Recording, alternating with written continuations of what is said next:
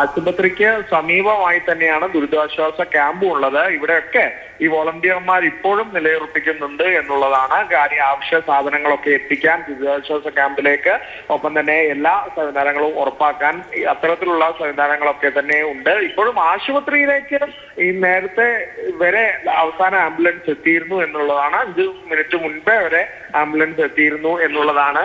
അത്തരത്തിൽ വീണ്ടും വീണ്ടും ഈ മൃതദേഹങ്ങൾ സ്ഥിരീകരിക്കാനൊക്കെ ഇപ്പോഴും അവിടെ ഒരു നീണ്ട നിര തന്നെയുണ്ട്. ഈ ബന്ധപ്പെട്ടവരൊക്കെ ബന്ധുക്കളൊക്കെ വന്ന് അത് സ്ഥിരീകരിക്കുന്നുമുണ്ട് എന്നുള്ളതാണ് ദിവീഷ്. ഞാൻ നേരത്തെ സൂചിപ്പിച്ചതുപോലെ തന്നെ അത് ഏറെ സങ്കടമുള്ള ഒരു കാഴ്ച കൂടിയാണ്. ഓരോരുത്തരും ഒരു പ്രാർത്ഥനയോടെയാണ് എത്തുന്നത് എന്നുള്ളതൊക്കെ നമ്മൾ കഴിഞ്ഞ മണിക്കൂർ പറഞ്ഞതുപോലെ തന്നെ അത്തരത്തിലുള്ള കാഴ്ചകളൊക്കെ ഏറെ ദുരന്ത ഭൂമിയിലെ കാഴ്ചകൾ നമുക്കറിയാം. ഇതിനു മുമ്പും നമ്മൾ കണ്ടിട്ടുണ്ട്. പക്ഷെ ഇതിന് ആഘാതം ഏറെയാണ് എന്നുള്ളത് തന്നെയാണ്. ഇനിയും മുണ്ടക്കൈ അവിടെ ഒരു പറയാകഥയായി ബാക്കി കിടക്കുകയാണ്. എന്താണ് മുണ്ടക്കൈയിലുണ്ടായ ദുരന്തത്തിന്റെ ആഘാതം എന്നൊക്കെ നമുക്ക് നാളെ കൂടുതൽ വ്യക്തമാവേണ്ടതുണ്ട് എന്നുള്ളതൊക്കെ അവിടെ ഒരു ഭാഗത്ത് നിലനിൽക്കുന്ന സാഹചര്യം തന്നെയാണ് എന്തായാലും ഉള്ളത്. ഒപ്പം നാളെ രാവിലെ തന്നെ രക്ഷാപ്രവർത്തനം ഊർജിതമായി തുടങ്ങാനാകും. ഈ ദൗത്യ സംഘത്തിന്റെ ലക്ഷ്യം. അത്തരത്തിൽ നാട്ടുകാരുടെ ഏകോപനമുണ്ട്. രാഷ്ട്രീയ പൊതുപ്രവർത്തകരൊക്കെ എല്ലാവരും കൈമേറുന്ന രംഗത്തുണ്ട് എന്നുള്ളത് തന്നെയാണ്.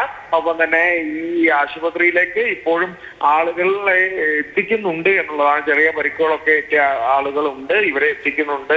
അത് ഈ വിംസ് ആശുപത്രിയിലാണ് കൂടുതൽ പേര് പരിക്കേറ്റൊക്കെ വാർഡിലൊക്കെ ഇപ്പോൾ ചികിത്സയിലുള്ളത്. അവർ അതിജീവിച്ചവരാണ്. ഈ ആപത്തിൽ നിന്നൊക്കെ അതിജീവിച്ചവർ. അപ്പോഴും അവരുടെ ഉറ്റവരെയാണ് തിരിയുന്നത്. പലരും അവരുടെ കൂടെ ഇല്ല എന്നുള്ളൊരു ദുഃഖം അവർക്കുണ്ട്. ഒപ്പം തന്നെ ഈ മൃതദേഹം തിരിച്ചറിയാനായി കൂടുതൽ ആളുകൾ ഈ മേപ്പാടിയിലെ സർക്കാർ ആശുപത്രിയിലേക്കും എത്തുന്നുണ്ട് എന്നുള്ളത് കൂടിയാണ്.